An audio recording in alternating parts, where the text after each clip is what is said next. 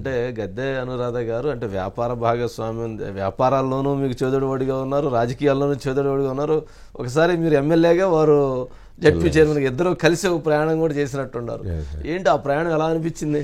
అంటే ఆవిడ sincere worker అండి. ఓకే.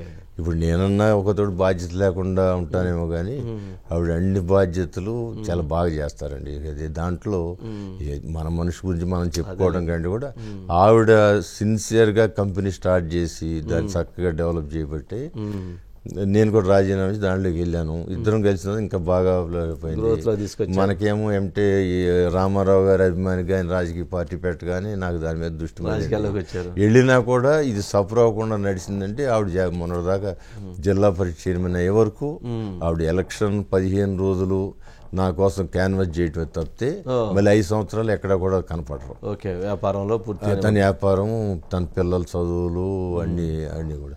ఏ రోజున పేరెంట్స్ పిలుస్తారు కదా పిల్లలు చదివేటప్పుడు, నేను ఒక్క దానికి కూడా అటెండ్ అయిన జ్ఞాపకాలు నాకు లేవు. పేరెంట్స్ మీటింగ్ ఒకదాని ఆవిడ మాత్రం అన్ని పనులు మానుకుని పేరెంట్ మీటింగ్కి వెళ్ళి వాళ్ళ పిల్లలు ఎట్ట చదువుతున్నది ఆవిడ చాలా శ్రద్ధ తీసుకునేవాళ్ళు. అందువలన ఆవిడ సిన్సియర్గా ఇచ్చిన బాధ్యతని బాగా నెరవేర్చేవాళ్ళు. అందువల్ల అది ఎప్పుడు కూడా నాకు ఉపయోగపడింది. 2019లో నేను ఈ యొక్క వ్యతిరేకంలో గెలవడానికి కూడా ఆవిడ జిల్లా పరిషత్ చైర్మన్గా ఆవిడ కూడా చేసిన సిన్సియర్ వర్క్, అది నాకు కూడా ఇద్దరు కూడా సిన్సియరు అనే భావన పబ్లిక్లో కలబడి నాకు యాడ్ అయింది. యాడ్ అవ్వబట్టి నేను కంఫర్టబుల్ విజయం సాధించాను. అందరిలోకి మెజారిటీ అంటే బాలకృష్ణ గారికి మీకు ఇద్దరికి మెజారిటీ పెరిగింది, అందరికి మెజారిటీ తగ్గింది 23 మందిలో, కానీ మీకు ఆ రిజల్ట్ వచ్చింది. ఓకే.